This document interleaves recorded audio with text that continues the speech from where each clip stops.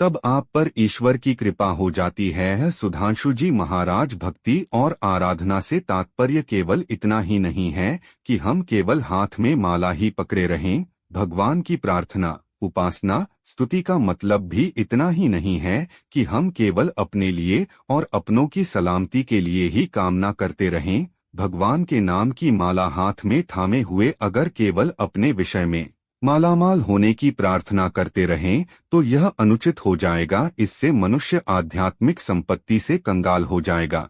वेदों में स्पष्ट कहा गया है कि भगवान की भक्ति का सीधा सा अर्थ है उसकी आज्ञाओं का सहर्ष पालन करना, और वही ईश्वरीय आज्ञाएं इंसान को सद्गुरु प्रदान करते हैं।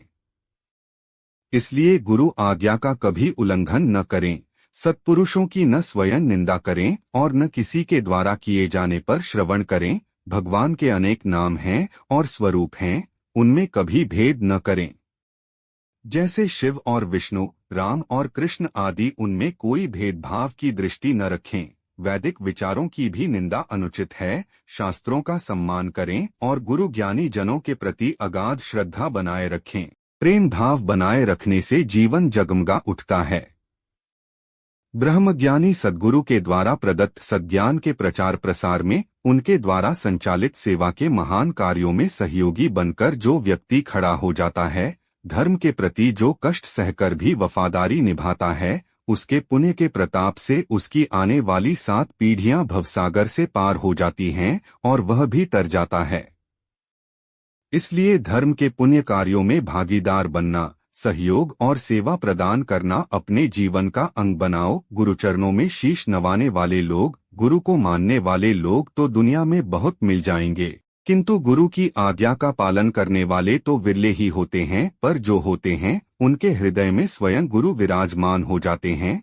उन्हें ईश्वरीय असीम शक्तियों का एहसास होने लगता है। वे सुख दुख, मान अपमान, हानि लाभ, जय पराजय, यहाँ तक कि गुरु कार्यों की संपूर्णता के लिए अपना सर्वस्व लगाने से भी पीछे नहीं हटते, क्योंकि उन्हें गुरु का आदेश ईश्वर का संदेश प्रतीत होने लगता है। गुरु भक्त आरुणि ऐसा ही एक शिष्य था जिसे गुरु का आदेश ईश्वर का आदेश लगता था। इस शिष्य का नाम था आरुणि। एक बार गुरु ने आरुणि को आदेश दिया कि खेत में पानी लगाना है। पानी का बहाव तेज था, जिससे खेत की मेंढ टूट गई। आरुणि ने भरसक प्रयत्न किया पानी रोकने का, लेकिन जैसे ही वह फावड़े से खोदकर मिट्टी लगाता, वैसे ही पानी की तीव्र धारा उसे अपने साथ बहा ले जाती। आरुणि के लिए गुरु की आज्ञा सर्वोपरि थी। उसके महत्व को वह भली भांति जानता था।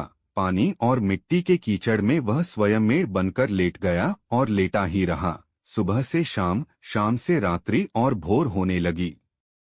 गुरु ने अपने अन्य शिष्यों से कहा, आरुणि कहाँ है? सभी मौन थे। गुरु ने कहा, वह तो खेत में पानी लगाने गया था, क्या वहां से लौटकर अभी तक नहीं आया? बिना कुछ कहे सबने जानकारी न होने की असमर्थता जताई। गुरु ने आदेश दिया, चलो मेरे साथ। आरुणि अब तक खेत में क्या कर रहा है और जाकर देखते हैं। वह नशारा अद्भुत था। भोर का समय और गुरु स्वयं चलकर आरुणि की खोज कर रहे हैं। जाकर देखा, आरुणि मिट्टी में धंसा हुआ है और अपनी देह से पानी के प्रवाह को रोक रहा है। मुंह में भी मिट्टी, आंखों में भी मिट्टी, सर्दी से शरीर सुन्न हो गया।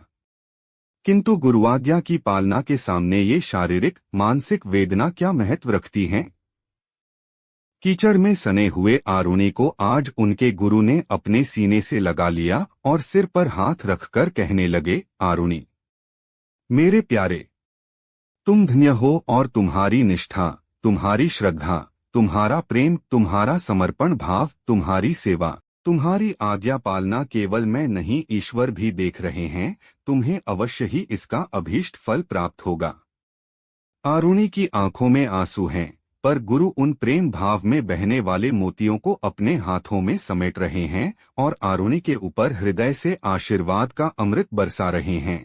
जो शिष्य गुरु के आदेश का प्राणपण से पालन करता है, प्रतिकूल स्थिति में भी विपदाओं की परवाह किए बिना संकल्पित होकर सेवा कार्यों में लगा रहता है, उसके ऊपर ऐसे ही गुरु कृपा और प्रभु की दया बनी रहती है। ऐसे अनोखे शिष्य के लिए तो गुरु स्वयं चलकर उसके पास